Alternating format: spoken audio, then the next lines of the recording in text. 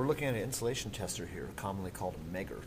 And the purpose of this tester is to check for the resistance of the windings of a device like an electric motor using a fairly high voltage.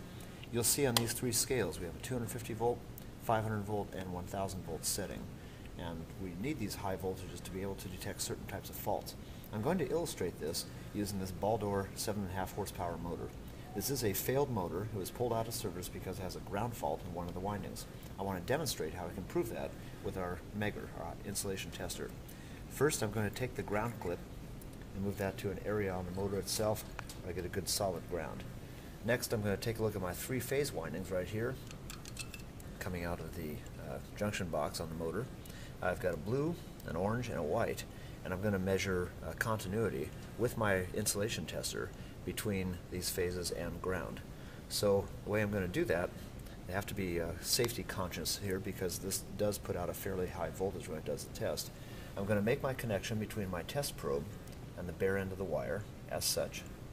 And then when I make that connection, holding that with one hand, I'm going to reach over with my other hand and push the orange button on the Megger tester to actually energize it. So here's my connection being made.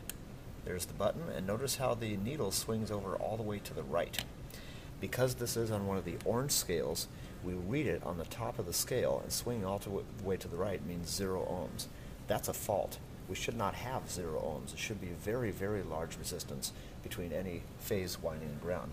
I'll do it again for this other phase winding right here. I'll make contact with my probe, and I'll touch the button.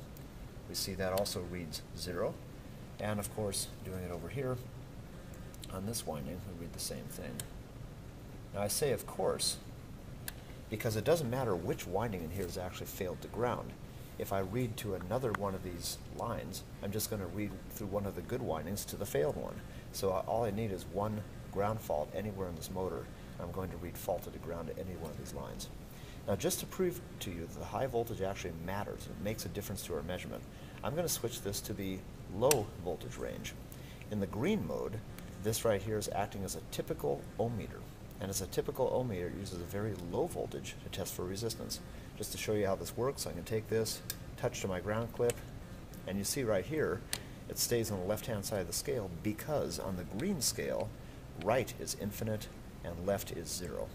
So a dead short would be the very left-hand side of the scale, and open would be the right-hand side of the scale on this low voltage setting. Keeping that in mind, I'm going to make my connection here again with the phase winding. As such, and push the test button. Notice it swings to the right.